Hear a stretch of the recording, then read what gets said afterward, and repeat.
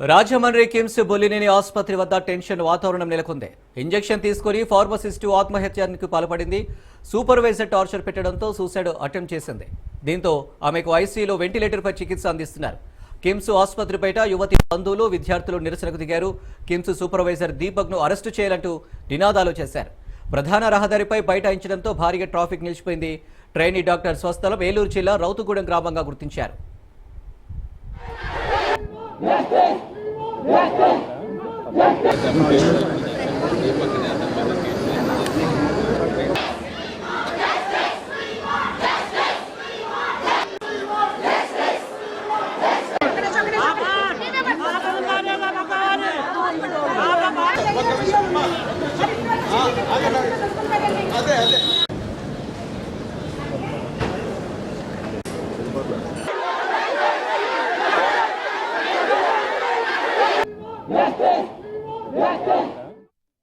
దీపక్ అనే అతను చాలా హెరాస్ చేస్తున్నారు. ఇక్కడ మేనేజర్ సూపరింటెండెంట్ నాకు లెవెల్ తెలియదు. తను చాలా కామ్ వైట్, అసలు అందరితోనూ జోవియల్గా ఉండే మనిషి అనమాట. అలాంటి అమ్మాయిని చాలా అడ్వాంటేజ్ తీసేసుకొని ఇష్టం వచ్చినట్టు హెరాస్ చేసి కొట్టి తిట్టి తన నోట్ ఒకటి రిలీజ్ చేసి దాంట్లో చాలా ఇన్ఫర్మేషన్ రాదు. తను చాలా సఫర్ అయింది. ఆ సఫరింగ్ మొత్తం తన వర్డ్స్ లాగా అనిపిస్తుంది మీకు. అట్లీస్ట్ ప్లీజ్ అందరూ రెస్పాండ్ అయ్యి దీనికి మొత్తం మహిళా సంఘాలు కానీ ఎవరైనా సరే కన్సర్న్ అథారిటీస్ ఎవరైనా ఉంటే వాడి మీద సివియర్ యాక్షన్ తిని. అతని పేరు దీపక్.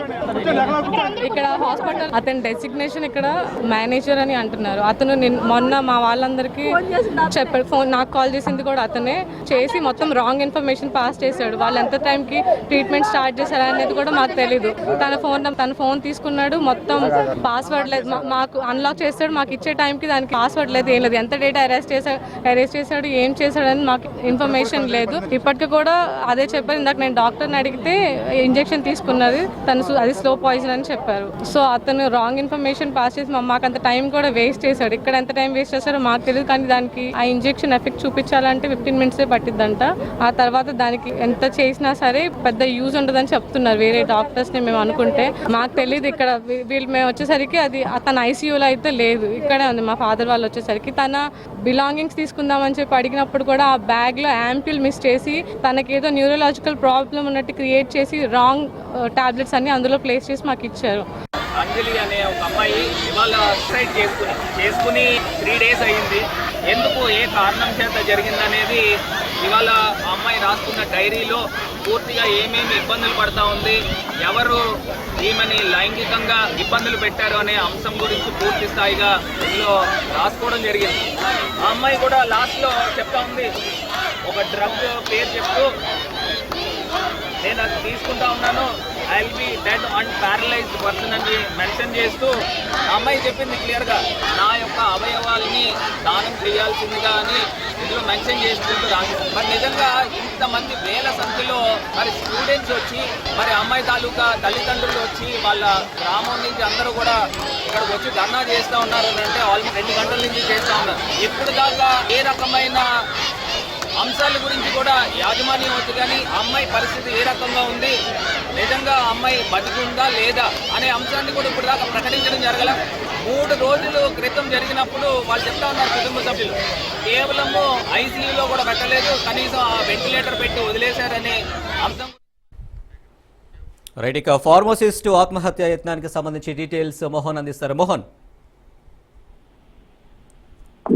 మనం చూసుకుంటే ఇక్కడ తూర్పుగోదావరి జిల్లా రాజమండ్రి కిమ్స్ బొల్లినేని ఆసుపత్రి వద్ద భారీ ఆందోళన అనేది చూసాం మనం. ఇక్కడ అంజలి అనే ఒక ఫార్మసిస్ట్, తను యాక్చువల్ గా స్వగ్రామం వచ్చి ఏలూరు జిల్లా చెందినటువంటి జీలుగుమిల్లికి చెందినటువంటి పుట్టిగూడెం విలేజ్ కి చెందినటువంటి అంజలి అనే ఒక ట్రైనీ డాక్టర్ గా జాయిన్ అయ్యి ఫార్మసిస్ట్ గా చూస్తూ ఉన్నారు. అక్కడ ప్రస్తుతం మనం తను ఏదైతే ఒక ఇంజెక్షన్ బలవన్మరణానికి పాల్పడుతూ ఒక ఇంజెక్షన్ తీసుకున్నట్లుగా తను రాసినటువంటి నోట్ ఒకటి బయటపడింది. ఆ నోట్ లో చాలా చాలా ఆసక్తికరమైన అంశాలు కూడా తను చెప్పారు. ఏదైతే ఒక రెడ్ శారీ కట్టుకొని ఫంక్షన్ కి వెళ్ళినప్పుడు ఏదైతే ఈ దీపక్ అనే ఒక అతను సూపర్వైజర్ గా ఉన్నటువంటి, హాస్పిటల్ సూపర్వైజర్ గా ఉన్నటువంటి దీపక్ చూసి తను లైంగికంగా వేధించారని చెప్పేసి చాలా క్లియర్ గా రాశారు ఆవిడ. రాసిన తర్వాత పూర్తిగా అప్పటి నుంచి కూడా నేను లైంగిక వేధింపులకు గురవుతున్నాను, నేను ఇంకా బతికి ఉండడం వేస్ట్, నా జీవితం నాశనం అయింది, ఇంకా తల్లిదండ్రులు కూడా నన్ను క్షమించాలని చెప్పేసి ఉన్న పిల్లలందరినీ కూడా జాగ్రత్తగా చూసుకోవాలని చెప్పేసి 23 సంవత్సరాలు మీరు పెంచారు, నేను చేతికొచ్చేటప్పటికి ఈ పరిస్థితిలో దిగుతున్నానని చెప్పేసి చాలా క్లియర్ గా నోట్ రాయడం, స్వహస్తాలతో నోట్ రాసి చాలా కుమిలిపోతూ ఇప్పుడు తీసుకున్న నిర్ణయం చాలా బాధాకరమైన పరిస్థితి చూసుకోవచ్చు. ఇక్కడ హాస్పిటల్ వద్ద పూర్తిగా విద్యార్థి సంఘాలు అందరూ కూడా గుమ్ముగూడి అంజలి బంధువులందరూ కూడా కిమ్స్ ఆసుపత్రి బయట పెద్ద ఎత్తున ఒక్కసారిగా రావడం, అక్కడ రోడ్డుపై బైఠాయించడంతో పూర్తిగా ట్రాఫిక్ కూడా నిలిచిపోయింది. అక్కడ జరిగినటువంటి ఈ ఘటనపై హాస్పిటల్ యాజమాన్యం కూడా సరైన స్పష్టత ఇవ్వట్లేదు. గత 3 రోజుల నుంచి కూడా ఐసీయూలో ఉంది, వెంటిలేటర్ పై చికిత్స పొందుతుంది అంజలి అని చెప్పేసి చెబుతున్నారు. ఈ నేపథ్యంలోనే క్లారిటీ కావాలని చెప్పేసి అంజలి బంధువులు అడుగుతున్నా సరే వీళ్ళెవరూ కూడా సరైన స్పష్టత ఇవ్వట్లేదని చెప్పేసి విద్యార్థి సంఘాలని ఆశ్రయించారు. వీరందరూ కూడా అక్కడ బైఠాయించారు.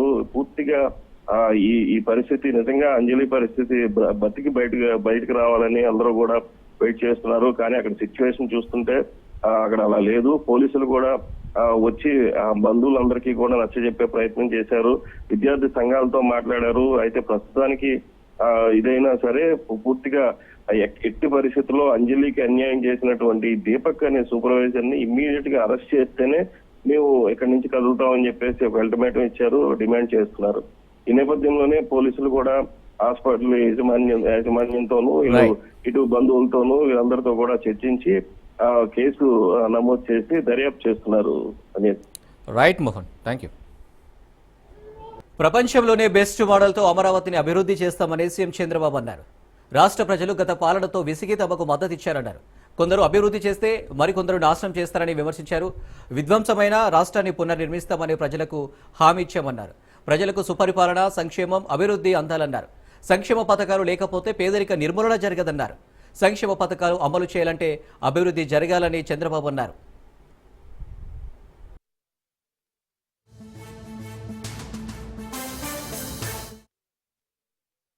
మనం government is a facilitator, collectors are facilitators. Zero poverty phase 1, ఆ తర్వాత better living standards, then best living standards. ఏదైతే 54 లక్షల రూపాయలు తలసరి ఆదాయం 2047 ఉంటే అప్పుడు కూడా ఆర్థిక అసమానతలు పెరిగిపోయి పేదవాడు నిరుపేదగా ఉండడం కరెక్ట్ కాదు. ఇది కంటిన్యూగా ఎఫర్ట్ చేయాల్సిన అవసరం ఉంది. వీళ్ళు ఒకసారి పైకి వచ్చిన తర్వాత నెక్స్ట్ ఫ్యామిలీస్ ఫోకస్ చేస్తాం. ఎక్కడ ఆ ఫ్యామిలీ మీద ఫోకస్ చేయాలనో అది ఆ ఫ్యామిలీ వాళ్ళు అడాప్ట్ చేసిన బంగారు కుటుంబం, మార్గదర్శి ఇద్దరు కలిసి డిసైడ్ చేస్తారు. వాళ్ళు పైకి వచ్చిన తర్వాత ఓసారి బాగా ఎడ్యుకేషన్ మీరు అంతా ఉన్నారు. ఆఫ్టర్ ఆల్ మనం కూడా మామూలు ఫ్యామిలీస్ పుట్టాం. Over a period of time మనకు ఒక అవకాశం వచ్చింది, మనం పైకి వచ్చాం, మనకంటూ ఒక సమాజంలో ఒక స్థానాన్ని ఏర్పాటు చేసుకోగలిగాం. అంటే అలాంటి వాళ్ళు ఓన్లీ 1% ఉంటారు. ఇంకా చాలా మంది మీతో పుట్టిన వాళ్ళు, నాతో పుట్టిన వాళ్ళు ఊర్లో పేదరికంలో ఉన్నారు. Is it not our responsibility? It is a social responsibility కింద అందరం కూడా ఆలోచించారు. ఇక్కడ కావాల్సిన వనరులు కాదు, మేనేజ్మెంట్ స్కిల్స్ కావాలి, బ్యాండ్విడ్త్ కావాలి. ఆ టైంలీ వాళ్ళకి కానీ ఆలోచన విధానాన్ని ప్రభావితం చేయగలిగితే ఒక నిర్ణయం ఇట్ టర్న్ అరౌండ్. అల్టిమేట్ గా మెసేజింగ్ కూడా ఇచ్చారు. నేను పాపులేషన్ మేనేజ్మెంట్ చెప్తే చాలా స్పష్టంగా పాపులేషన్ మేనేజ్మెంట్ మీద ఒక మెసేజ్ ఇవ్వగలిగారు. అంటే మామూలు ఇలాంటివి స్మాల్ ఇష్యూస్ మీరు గుర్తుపెట్టుకోవాల్సిన it will have a bigger impact. Ultimate గా ముఖ్యమైన ప్రోగ్రామ్స్ మీరు చూస్తే పేదల సేవలు, 1 family 1 entrepreneur, 1 lakh entrepreneurs 1 year from డాక్రా అండ్ డాకువా మెప్పా నుంచి, ఇంకో పక్క P4, ఇలాంటివి కొన్ని ఫ్లాగ్షిప్ ప్రోగ్రామ్స్ కూడా గవర్నమెంట్ ఉంటాయి. అవన్నీ కూడా ఎప్పటికప్పుడు మీకు ఐడియాస్ ఇస్తూ ఉంటాం. అదే మరి ప్రతి ఒక్క ఇంటికి ఏదైతే రూఫ్ టాప్ సోలార్ ప్యానల్స్ పెట్టడం ఇవన్నీ ఉన్నాయి. ఇవన్నీ కూడా ఎప్పటికప్పుడు మీకు ఇచ్చినప్పుడు దీన్ని లాజికల్ గా తీసిపోయే బాధ్యత మీరు తీసుకోవాల్సిందిగా మరొకసారి అందరినీ కోరుకుంటూ. ఏపీలో పెట్రోల్, డీజిల్ ధరలపై ఏపీసీసీ చీఫ్ వైఎస్ షర్మిల స్పందించారు. పక్కనున్న రాష్ట్రాల్లో కంటే రాష్ట్రంలో పెట్రోల్, డీజిల్ ధరలు ఎక్కువగా ఉన్నాయన్నారు. రాష్ట్రంలో అభివృద్ధి శూన్యమంటూ వ్యాఖ్యలు చేశారు. కూటమిని గెలిపిస్తే ఇంధనంపై పన్ను తగ్గిస్తామని హామీ ఇచ్చారని, ఇప్పుడు దానికి సమాధానం చెప్పాలని డిమాండ్ చేశారు. రాష్ట్రంలో ఈరోజు పెట్రోల్ ధర 109.60 పైసలు, డీజిల్ ధర 97.47 పైసలకు ఉందన్నారు. పక్కనున్న తమిళనాడు రాష్ట్రంలో లీటర్ పెట్రోల్ ధర ₹100.86, డీజిల్ ధర ₹92.39 అని తెలిపారు. అంటే తమిళనాడుతో పోల్చితే మన దగ్గర పెట్రోల్ మీద ₹9, డీజిల్ మీద ₹5 ఎక్కువ ఉందన్నారు. అలాగే కర్ణాటకలో లీటర్ పెట్రోల్ ధర ₹102.90, డీజిల్ ధర ₹88.99 ఉందని, కర్ణాటకతో పోల్చితే ఏపీలో పెట్రోల్ మీద లీటర్కు ₹7, డీజిల్ మీద ₹9 ఎక్కువగా ఉందని చెప్పారు.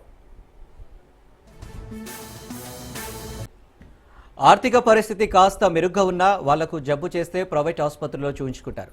మరీ పేదవారికి జబ్బు చేస్తే సర్కారు దవాఖానే దిక్కు. ఉమ్మడి ఖమ్మం జిల్లాలోని ప్రభుత్వ ఆసుపత్రిలో వైద్యుల కొరత రోగుల పాలిట శాపంగా మారింది. కోట్ల రూపాయలతో 100 పడకల కొత్త ఆసుపత్రి నిర్మాణం జరిగింది. దీంతో మెరుగైన వైద్య సేవలు అందుతాయనుకున్న స్థానికుల ఆశ నిరాశగానే మిగిలింది. వందల సంఖ్యలో ఓపీలు వస్తున్నా సరిపడా వైద్యులు, సరైన సదుపాయాలు లేక రోగులకు అవస్థలు తప్పడం లేదు.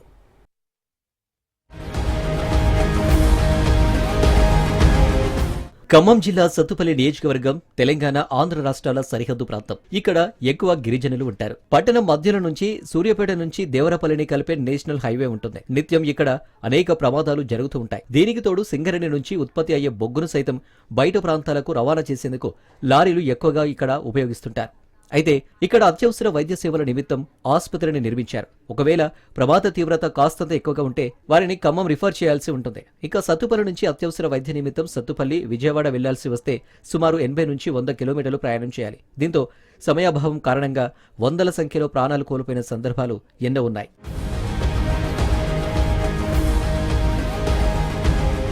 కాగా సత్తుపల్లిలో ఇప్పటికే 50 పడకల ప్రభుత్వ ఆసుపత్రి ఉంది.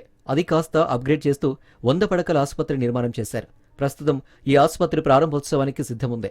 భవనం నిర్మాణం ఒక ఎత్తు అయితే ఇక్కడ పనిచేసే వైద్య సిబ్బంది మరో ఎత్తు. ఇక్కడ అన్ని విభాగాలకు సంబంధించి 60 మంది డాక్టర్లు అవసరం ఉంటుంది. కానీ ఈ ఆసుపత్రిలో కేవలం 4 మాత్రమే ఉన్నారు. ఈ వ్యవహారం కొన్ని దశాబ్దాలుగా కొనసాగుతూనే వస్తుంది. నిన్న మొన్నటి వరకు ఆసుపత్రి భవన నిర్మాణం సరిగా లేక, ఉన్న బెడ్లు, మౌలిక వసతులు లేక రోగులు తీవ్ర ఇబ్బందులు పడిన పరిస్థితుల నేపథ్యంలో కొత్త ఆసుపత్రి నిర్మాణం ఈ ప్రాంత ప్రజలకు తీపి కబురే. అయినప్పటికీ ఇక్కడ పెద్ద సవాల్ ఆసుపత్రిలో పని చేసేందుకు డాక్టర్లు ముందుకు రాకపోవడం. ఈ సత్తుపల్లి ప్రాంతంలో 100 పడకల కోసం అనేక సార్లు ఆందోళన చేస్తే సాధించుకున్నారు. అది వచ్చింది. కానీ అది ప్రారంభించిన తర్వాత దాదాపుగా 100 పడకల హాస్పిటల్కి 60 మంది డాక్టర్లు కావాల్సిన అవసరం ఉంది. తీరా మన సత్తుపల్లిలో చూసుకుంటే 4 డాక్టర్లు పనిచేస్తున్నటువంటి పరిస్థితి ఉన్నది. ప్రధానంగా ఇది నేషనల్ 4వ జాతీయ రహదారి ఇది ఈ రహదారి పైన మన సత్తుపల్లి నుంచి పంజరం వెళ్ళే లోపల అనేక యాక్సిడెంట్లు, ఎంతోమంది ప్రాణాలు కోల్పోయే పరిస్థితి కూడా కనపడుతూ ఉన్నది. కొంచెం ఈ 100 పడకల హాస్పిటల్ ఏదైతే ఆశయం కోసం కట్టారో ఆ కొరతను మొత్తాన్ని కూడా తీర్చే విధంగా, ప్రజలకి అన్ని విధాలుగా సౌకర్యాలు కల్పించే విధంగా కృషి చేయాలని చెప్పేసి మేము కోరుతా ఉన్నాం. ఇది రాష్ట్రానికి చివరి నియోజకవర్గం కావడంతో పాటు ఆంధ్ర బార్డర్ ఏరియా, రూరల్ ఏరియాతో ఎక్కువగా ఇక్కడి జీవన విధానం ముడిపడి ఉంటుంది. ఇది ఈ ప్రాంత ప్రజలకు శాపంగా మారింది. డాక్టర్లకు ప్రభుత్వం నుంచి ఇచ్చే జీతభత్యాలు తక్కువగా ఉండటం, ఈ ప్రాంతానికి వచ్చే డాక్టర్ల ప్రైవేటు ప్రాక్టీస్కు కాస్తంత ఇబ్బందికర పరిస్థితులు ఉండడంతో డాక్టర్లు ఈ ప్రాంతానికి వచ్చేందుకు విముఖత చూపడం లేదు. అయితే ఈ నియోజకవర్గానికి ఎమ్మెల్యే మొట్టమొదటిగా ఓ మహిళ అభ్యర్థి డాక్టర్ కావడం ఈ ప్రాంత ప్రజలకు కొంత ఊరటనిస్తుంది. సత్తుపల్లి ఎమ్మెల్యే డాక్టర్ మట్టా రాఘమయ్య దయానంద్, ఆమె భర్త రాష్ట్ర కాంగ్రెస్ నాయకులు డాక్టర్ మట్టా దయానంద్ విజయ్ కుమార్, వీరిరువులు స్థానిక డాక్టర్లు. అయితే రాఘమయ్య దయానంద్ సత్తుపల్లి ప్రభుత్వాసుపత్రిలో వైద్యుల కొరతను అధిగమించే విధంగా ఎలాంటి చర్యలు చేపడతారనేది ఉత్కంఠగా మారింది.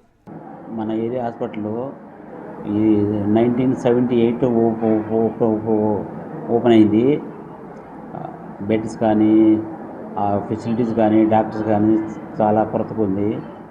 మన ఏరియా హాస్పిటల్ కొత్తగా వచ్చింది, 100 బెడ్ హాస్పిటల్. అక్కడికి వెళ్తే ఆల్ స్పెషాలిటీస్ వస్తారు. Ortho, general medicine, gynaec, skin, ENT, ఆప్థల్మాలజీ, radiology, scan doctor అందరు వస్తారు. కాబట్టి మన హాస్పిటల్ని తొందరగా ఓపెన్ చేసుకోవాలి. మనం 58 డాక్టర్లు కావాలి. 58కి దాదాపు 6 ఉన్నారు. ఇప్పుడు దాంట్లో 6లో 4 పనిచేస్తున్నారు డ్యూటీ. చాలా ఇబ్బందిగా ఉంది. ఎక్విప్మెంట్ ఉంది, డాక్టర్స్ కొరత. అయితే ఈ వైద్యుల కొరతను అధిగమించే విధంగా ఎమ్మెల్యే ఎలాంటి చర్యలు తీసుకుంటారా అని స్థానిక ప్రజలు ఎదురుచూస్తున్నారు. ఇప్పటికే ప్రభుత్వ ఆసుపత్రికి అనుసంధానంగా ప్రభుత్వ nursing college section I academic year చదువులు ప్రారంభమయ్యాయి. దీనికి తోడు సత్తుపల్లి ప్రాంతంలో మెడికల్ కాలేజీ ఒకటి కావాలనేది ఈ ఎమ్మెల్యే దంపతుల కోరిక. కాకినాడ జిల్లా పిఠాపురం రూరల్ పోలీస్ స్టేషన్లో ఏసీబీ దాడులు నిర్వహించారు. పిఠాపురం రూరల్ ఎస్ఐ గుణశేఖర్ 20,000 లంచం తీసుకుంటూ ఏసీబీకి చిక్కారు. పిఠాపురం మండలం దొంతమూరుకు చెందిన దుర్గాప్రసాద్ గంగరాజు నుంచి ఒక కేసుకు సంబంధించి 20,000 లంచం డిమాండ్ చేశారు. దీంతో బాధితులు ఏసీబీ అధికారులను ఆశ్రయించారు. బాధితులు ఎస్ఐకి లంచం ఇవ్వగానే ఏసీబీ అధికారులు వలపని దాడి చేసి లంచం తీసుకుంటున్న ఎస్ఐతో పాటు మధ్యవర్తిగా పనిచేస్తున్న ఎస్ఐ వ్యక్తిగత డ్రైవర్ శివను పట్టుకున్నారు. జరిగిన ఘటనపై కాకినాడ అడిషనల్ ఎస్పీ మనీష్ దేవరాజ్ పాటిల్ శాఖపరమైన విచారణ చేపట్టారు.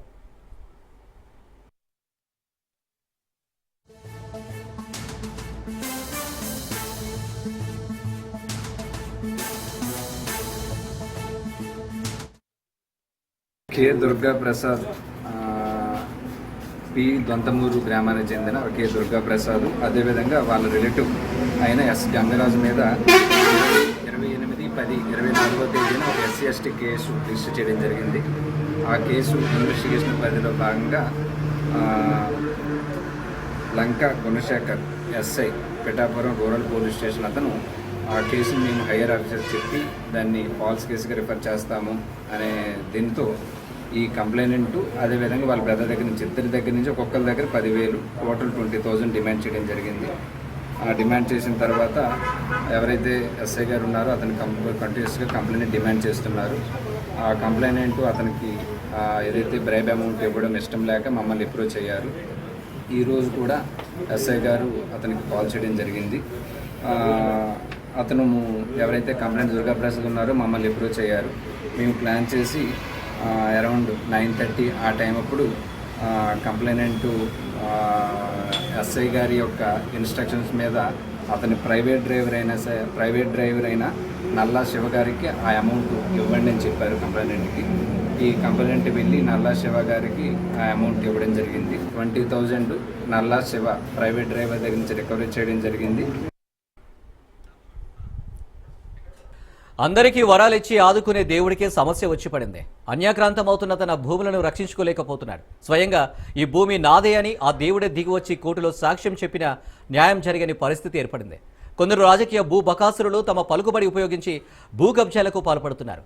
ఆలయాలకు సంబంధించిన రికార్డులను తారుమారు చేస్తూ ఇన్నాళ్లు అందిన కాడికి దోచుకున్నారు.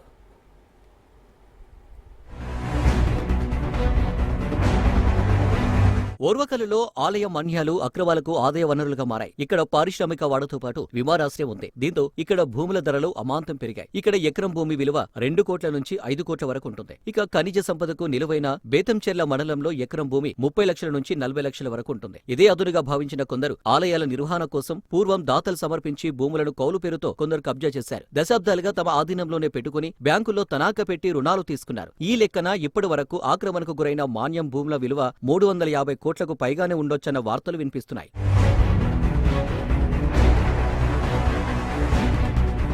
మరోవైపు అధికారుల సహకారంతో అక్రమార్కులు రెచ్చిపోతున్నారు. గత 5 ఏళ్ల పాలనలో వైసీపీ నేతలు మరింత రెచ్చిపోయారు. ప్యాపిలి మండలం రాచెర్ల గ్రామంలోని సర్వే నంబర్ 32లో ఉన్న 34.49 ఎకరాల ఆలయ భూమిని ఆక్రమించి పంచుకున్నారు. నకిలీ పాసు పుస్తకాలు సృష్టించారు. అలాగే గుట్టపాడు గ్రామంలో సర్వే నంబర్ 66లో 17.32 ఎకరాలు ఉన్న మాన్యం భూమిని కౌలు పేరుతో ఆక్రమించారు. ఏళ్లుగా వేలం పాటలు జరగనీయకుండా తమ ఆధీనంలోనే పెట్టుకున్నారు. అక్రమార్కులు కౌలు చెల్లించుకున్నా సరే అధికారులు పట్టించుకోవడం లేదు. అలాగే బేతంచెర్ల మండలంలోని ఆలయ మాన్యంపై అక్రమార్కులు కన్నేశారు. బడా నాయకుల అండతో పెద్ద ఎత్తున ఆక్రమణలు జరిగాయన్న ఆరోపణలు ఉన్నాయి. ఈ తరుణంలోనే గుట్టపల్లి ఆంజనేయస్వామి ఆలయానికి చెందిన సుమారు 60 ఎకరాలను కబ్జా చేసినట్లు ఆరోపణలొచ్చాయి. అలాగే కొలుములపల్లిలోని ఆంజనేయస్వామి ఆలయ భూమి 30 ఎకరాలు ఆక్రమణకు గురయ్యాయి. బుగ్గానపల్లిలో రామాలయానికి చెందిన 11.64 ఎకరాల భూమి అన్యాక్రాంతమైంది. ఇదే గ్రామంలో ఆంజనేయస్వామి కళ్యాణం కోసం కేటాయించిన 20 ఎకరాల భూమిని కూడా అక్రమార్కులు వదలలేదు.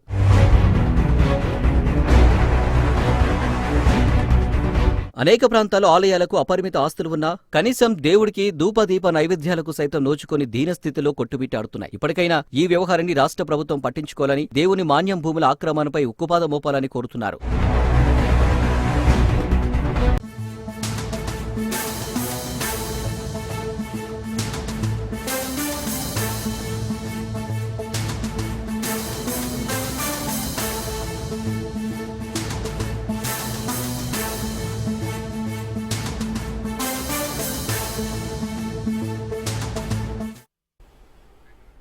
రైట్. ఎస్ఎల్బీసీ టన్నెల్లో మరో మృతదేహం లభ్యమైంది.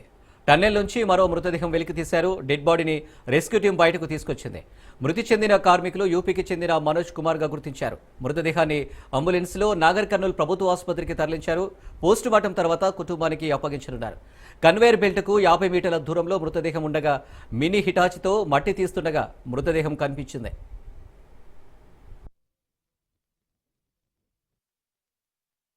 మీకు తెలుసు, ఇంతకుముందు మనకు ఒక పర్సన్ D2 దగ్గర మనం తీసాము. దాని తర్వాత D1 దగ్గర కూడా మనకు డాగ్స్ ఆనవాళ్ళు స్మెల్ చూపిస్తే అక్కడ కూడా మొత్తం D1 to D2 మొత్తం తీసాము, కానీ అక్కడ దొరకలేదు. కానీ మొత్తానికి బెల్ట్ నుంచి D2 వరకు 253 మీటర్లు కంపల్సరీ తీయాల్సిందే అని Arvind sir, additional chief secretary గారు పట్టుదలగా ఉన్నారు. చేస్తూ మాకు ఒక దిశని చూపిస్తూ అన్ని ఏజెన్సీస్ NDRF, SDRF, హైడ్రా, తర్వాత GSI, అట్లాగే డిస్ట్రిక్ట్ అడ్మినిస్ట్రేషన్ అందరూ కూడా కలిసి ఈ యొక్క 253 మీటర్స్ క్లియర్ చేయాలనే ప్రయత్నంలో ఉన్నాము. నిన్న చీఫ్ మినిస్టర్ గారు కూడా మీటింగ్ పెట్టి కంపల్సరీ గవర్నమెంట్ అంతా హెల్ప్ తీసుకొని ఇది కంపల్సరీ మనం తీయాల్సిందే అని చెప్పారు. ఆ దిశలోనే మా ప్రయత్నం భాగంలో నిన్న మనకు ఇవాళ తెల్లారి 3 వరకు మనకు కొంత వాసన తగిలిందండి. వాసన తగిలినప్పుడు మరి అక్కడ తీయాలంటే జాగ్రత్తగా తీయాలి. సబ్బలు పడితే అట్లా పెడితే ఇట్లా తీసేది కాదు, జాగ్రత్తగా తీసేయాలి. కాబట్టి ఎక్స్పర్ట్ టీము, డాక్టర్స్ హెల్ప్ కూడా తీసుకొని పొద్దున మనము 10ంటికి అందరు మీటింగ్కి వెళ్ళారు కాబట్టి అలా పొద్దున 10ంటికి మొదలు పెట్టామండి. 10ని మొదలుపెట్టి మనము ఆ సెకండ్ పర్సన్ని బయటికి తీసుకొచ్చామండి. 193 మీటర్స్ ఇంకా తీయాలి. ఈ 193 మీటర్స్లో ఉంటారనే ఆశాభావంతో మేము ఉన్నామండి, పనిచేస్తున్నాం. డాగ్ చూపించిన ఫస్ట్ స్పాట్ D1 నుంచి 20 మీటర్లు అనేది D2 అండి. D2 నుంచి బెల్ట్ అనేది 253 మీటర్లు అండి. ఈ 250 మీటర్లో ఇటు నుంచి 60 మీటర్లు తీసాము. ఈ మిగతా D2 వరకు 193 మీటర్స్ ఇంకా తీయవలసింది. సో ఈరోజు ఎస్ఎల్బీసీ టన్నెల్ రెస్క్యూ ఆపరేషన్లో భాగంగా రెండవ మృతదేహాన్ని మనం ఐడెంటిఫై చేయడం జరిగింది. సో ఈ మృతదేహం టెంటేటివ్గా మనకి ఉన్న ఇన్ఫర్మేషన్ ప్రకారం మనోజ్ కుమార్ అని చెప్పేసి ఐడెంటిఫై చేయడం జరిగింది. సో దీన్ని మనం ఇప్పుడు గవర్నమెంట్ జనరల్ హాస్పిటల్కి పంపించి అక్కడ పోస్ట్ మార్టం కానీ మిగతా క్లీనింగ్ కానీ అన్నీ చేసుకొని ఆ ఫ్యామిలీ మెంబర్స్తో కూడా కన్ఫర్మ్ చేసుకొని దీన్ని వాళ్ళకి నేటివ్ ప్లేస్కి పంపించడం జరుగుతుంది. ఆనరబుల్ సీఎం గారు ఈ మిగతా అందరు వర్కర్స్ దొరికేంత వరకు కూడా రెస్క్యూ ఆపరేషన్ కంటిన్యూ చేయమని నేను ఇన్స్ట్రక్షన్స్ ఇవ్వడం జరిగింది. 25 lakhs ఎక్స్గ్రేషియా ఇవ్వడం జరుగుతుంది. సో అందరినీ ఐడెంటిఫై చేసి వాళ్ళకి సపోర్ట్గా ఒక 25 lakhs ఎక్స్గ్రేషియా కూడా మనం ఇవ్వడం జరుగుతుంది. సో ఈరోజు మనం రెండవ మృతదేహాన్ని తీసుకున్నాము. మొదటి రోజుతో పోల్చుకుంటే మనకి ఈరోజు చాలా వరకు 4 ఎక్స్కవేటర్స్ పనిచేస్తున్నాయి. డీవాటరింగ్ సమస్య అనేది లేదు. సో కాబట్టి ఇంకా ఫాస్ట్ ఫేస్లో ఈ ఎక్స్కవేటర్స్ని యూజ్ చేసేసి ఎక్సెప్ట్ లాస్ట్ 30 మీటర్స్ తప్పితే మిగతా మొత్తం కూడా మనము డెబ్రీస్ రిమూవల్ చేసి ఈ మిగతా ఎవరైతే ఉన్నారో వాళ్ళందరికీ కూడా సర్చ్ ఆపరేషన్